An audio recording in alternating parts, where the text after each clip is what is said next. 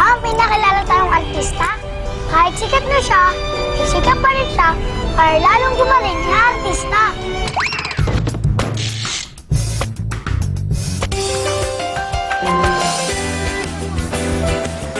Kaya naman, idol ko si Ate Bea dahil patuloy niyang dinagdagdagan ang kanyang mga talento. Hi! Hi, Ate Favorite Angeli. Saan na ba napalitaan yung pangalan ko? Ate Bea, turuan niyo naman kaming mga kulilits kung paano namin maipapakita ang aming mga talent. Alam mo, Ate Chacha, nung bata pa ako, mahilig na talaga ako umacting. Alam mo, sumasali talaga ako dun sa school, yung mga plays, yung mga contest, ganyan. Talagang lagi akong active. Pero, good girl lang ako. Hindi talaga ako pasaway. Hindi ako lagi pinapagalitan ng teachers kasi good girl lang ako. Lagi ako nakikinig. Diba po 2001 po kayo pumasok kay Showbiz? Nung bago pa po kayo, tahan niyo na po ba talaga yung acting? Naku, nung bata ako, sobra akong mahiyain. Hindi talaga ako tumatayo sa harapan para magsabing gusto kong gawin to, ganyan. Pero habang tumatagal, dahil nga gustong-gusto ko talagang umacting, lahat ginawa ko para lang mawala yung hiya na yun. Nag-training ako, nakinig ako sa mga teachers, pati teachers ng pag-acting. Talagang nakilig lang ako dun sa mami ko, tsaka dun sa mga nagtuturo sa akin. Ngayon po kasi napapanood ko kayo na ang galing-galing niyo po talaga umarte. Ano po ba ang ginagawa niyo para mas lalo kayong gumaling sa pag-arte?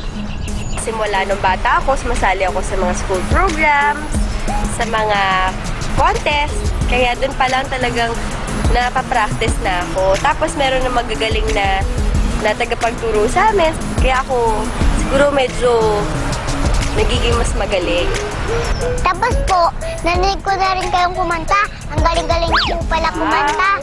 Pwede na rin po pala kayong tawaging singer-actress. Dati ba po ba kumakanta na kayo?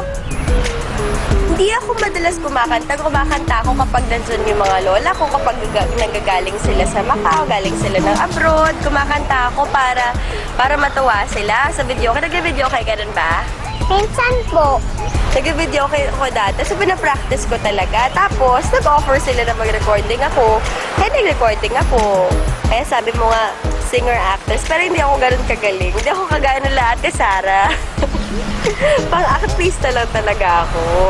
Pero bago ako pumasok sa pagkanta, syempre, nag-practice muna ako na madami-madami. Nag-training muna ako. Bago talaga ako na-convince na talagang kumanta.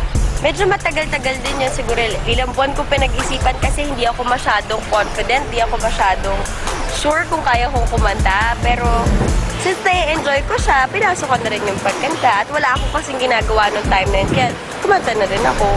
Ano po bang may papayo mo sa aming mga kulilits para mas lalo pa po namin mapagaling ang aming mga talent?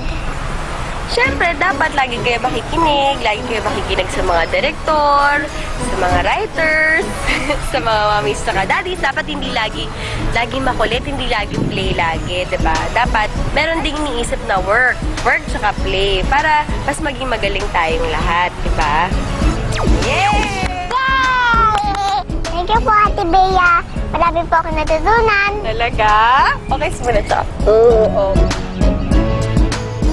Kita niyo naman mga kulilits, kahit magaling na umacting si Ate Bea, patuloy pa rin siyang nagpo-practice para mas lalo siyang gumaling sa pag-arte.